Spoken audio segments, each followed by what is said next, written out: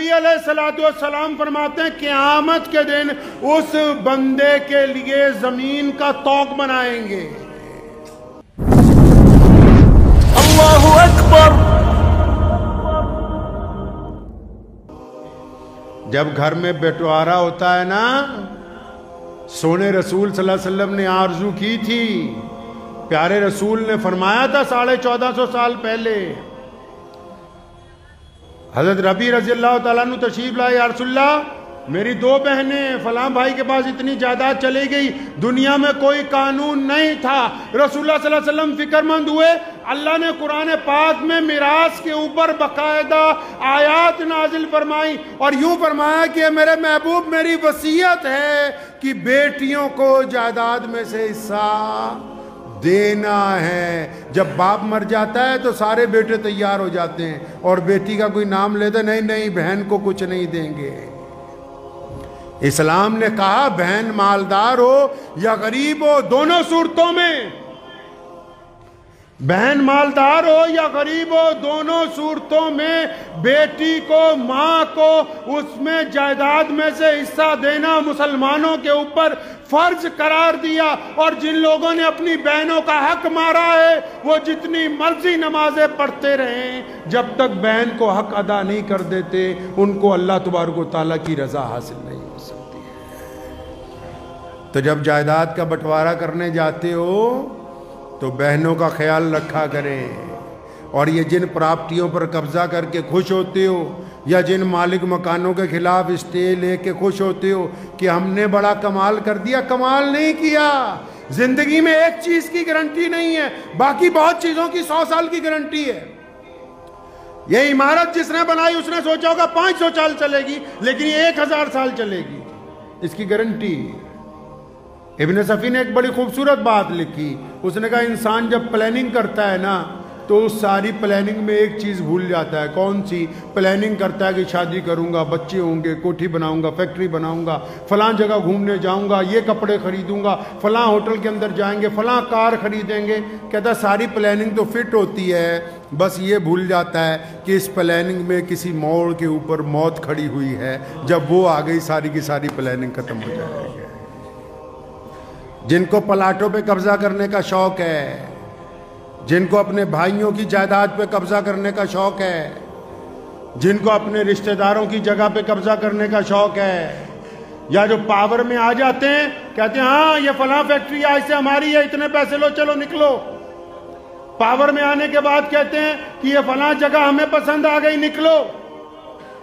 حکایت رومی میں لکھا ہے کہ بادشاہ ایک باغ میں گیا، ایک اللہ والوں کا باغ تھا، اس کو بڑا پسند آیا، کہنے لگا کچھ کھلاؤ. تو انہوں نے ایک انار کھلایا بڑا مزیدار. تو دل میں برائی آ گئی کہ یار میں باغ پہ قبضہ نہ کر لوں، میں یہاں کا بادشاہ ہوں. تو کہنے لگا یار ایک اور کھلا دو. جب دوسرا انار کھایا تو دیکھا بالکل کڑوا ہے. تو انہوں نے پوچھا اس سے کہ یہ پہلے والا میٹھا تھا یہ کڑوا ہے؟ فرمایا پہلے تیری نیت میٹھی تھی اب تیری نیت کڑوی ہے. تو جو لوگ دوسروں کی جائیداد پر قبضہ کرنا چاہتے ہیں اس امید پہ کہ یہ مر جائے، ان کا بٹوارا ہو جائے، ہم قبضہ کر لیں گے، تو نبی علیہ السلام فرماتے ہیں قیامت کے دن اس بندے کے لیے زمین کا طوق بنائیں گے. طوق سمجھتے ہیں؟ گلے کے اندر جو ڈالا جاتا ہے، جو پیروں میں بیڑیاں ڈالی جاتی ہیں گلے میں طوق ڈالا جاتا ہے. جس کو جگہ پہ قبضہ کرنے کا شوق ہے، غریبوں کی، مظلوموں کی، جو دھکے سے سودا کرتا پھرتا ہے کہ نہیں میری تو افسری ہے جی، میں حکومت میں ہوں، یہ جگہ لینی ہے ہر حالت میں. جن کو شوق ہے غریبوں کی جائیداد پہ قبضہ کرنے کا، جن کو شوق ہے اپنی مرضی پر جائیداد خریدنے کا، یہ بات یاد رکھیں کہ دنیا چند دن کی ہے. اللہ تعالیٰ نے ایسا تالا لگایا کائنات میں کہ بندہ اکلا ہی آتا ہے، جب جاتا ہے تو اس خزانے میں سے کچھ لے کے نہیں جا سکتا. وہ کہتے ہیں نا جینا دے لئی تو پاپ کمایا کتھے نے تیرے کر دے.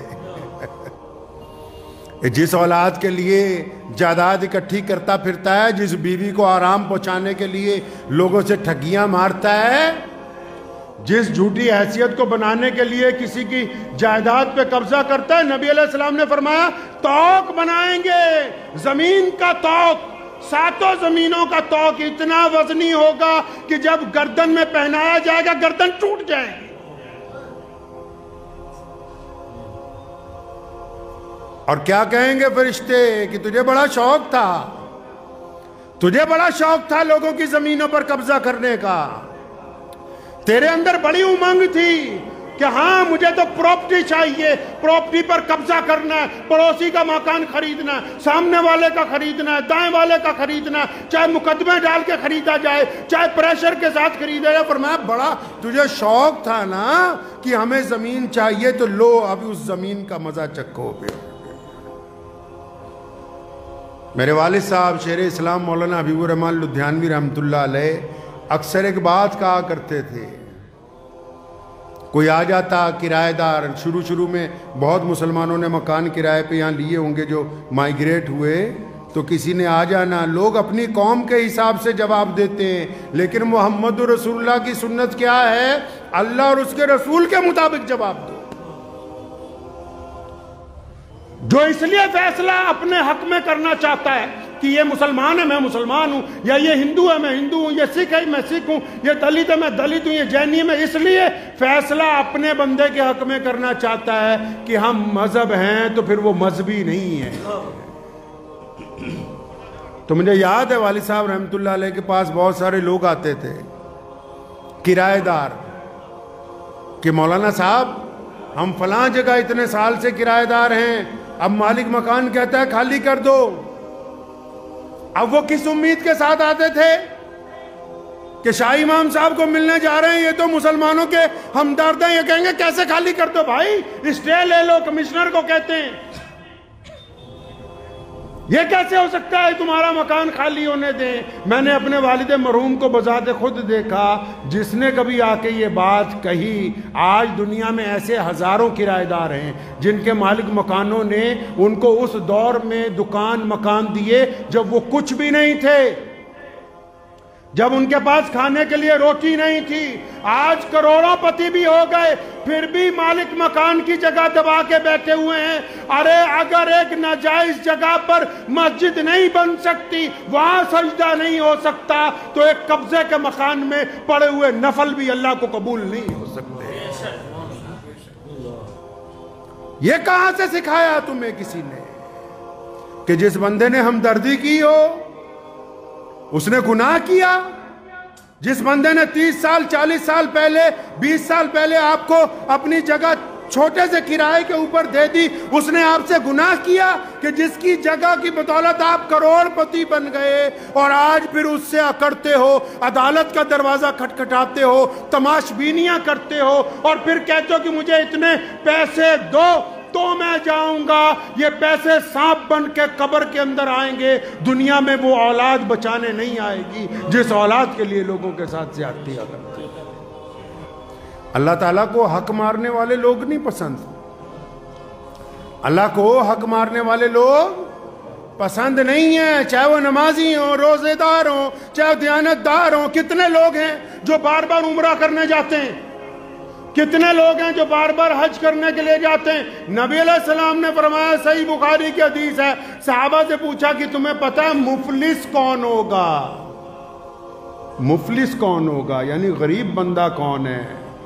लोगों ने कहा या रसूलल्लाह वो जिसके पास पैसे ना हो खाने के लिए। फरमाया नहीं मुफलिस वो नहीं है। सुनो नबी अलैहिस्सलाम किसको मुफलिस कहते हैं? फरमाया मुफलिस वो है जो क़यामत वाले दिन रोज़े महशर में पेश होगा, जिसके नामे अमाल में कई सौ हज लिखे होंगे, कई सौ उम्रे लिखे होंगे, जिसके नामे अमाल में रोज़े भी होंगे, ज़कात भी होगी, सदकात भी होंगे, नमाजें भी होंगी, मस्जिदों की तामीर भी होगी, मदरसों में हिस्सेदारी भी होगी। फरमाया लेकिन जब ये पेश होगा ना, दूसरी तरफ से सारे मजलूम उठ के खड़े हो जाएंगे।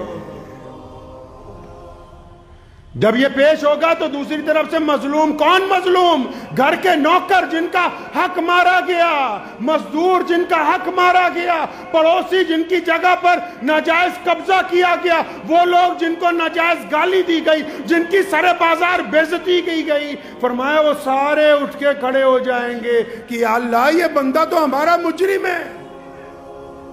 दुनिया में हम कमजोर थे, बोल नहीं सकते थे, تو کیا ہوگا پھر؟ اللہ تعالیٰ فرشتوں کو حکم دیں گے اچھا ان کا حساب برابر کرو بھائی.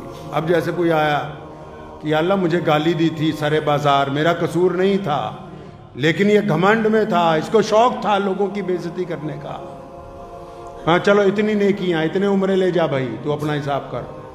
لوگ آئے جائیں گے، کوئی حج لے جائے گا، کوئی عمرے لے جائے گا، کوئی زکاتیں لے جائے گا، کوئی صدقے لے جائے گا. اتنا مفلس ہو جائے گا کہ جتنی لاکھوں نیکیاں لائیں ساری خالی،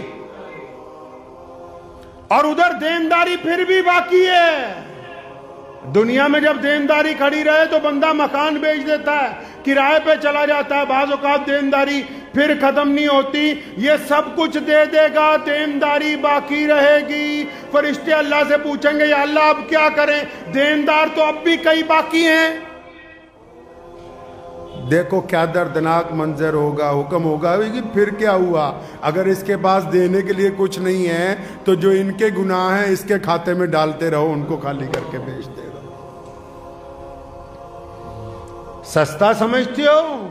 محمد الرسول اللہ صلی اللہ علیہ وسلم نے فرمایا جس نے دنیا میں کسی کی جائیداد پر، کسی کی زمین پر، اور جائیدادیں چھوڑو، رسول اللہ نے بات کمال کی ہے. پیارے نبی علیہ السلام نے فرمایا جس نے ایک بالشت، 1 فٹ جگہ، 1 انچ جگہ، جس نے 1 قدم کی جگہ، جس نے بس 4 انچ جگہ، فرمایا جس نے ناجائز قبضہ کر لیا کسی کی جگہ کے اوپر، قیامت کا دن ہوگا. دنیا میں تو ذلیل ہوا ہی ہوا.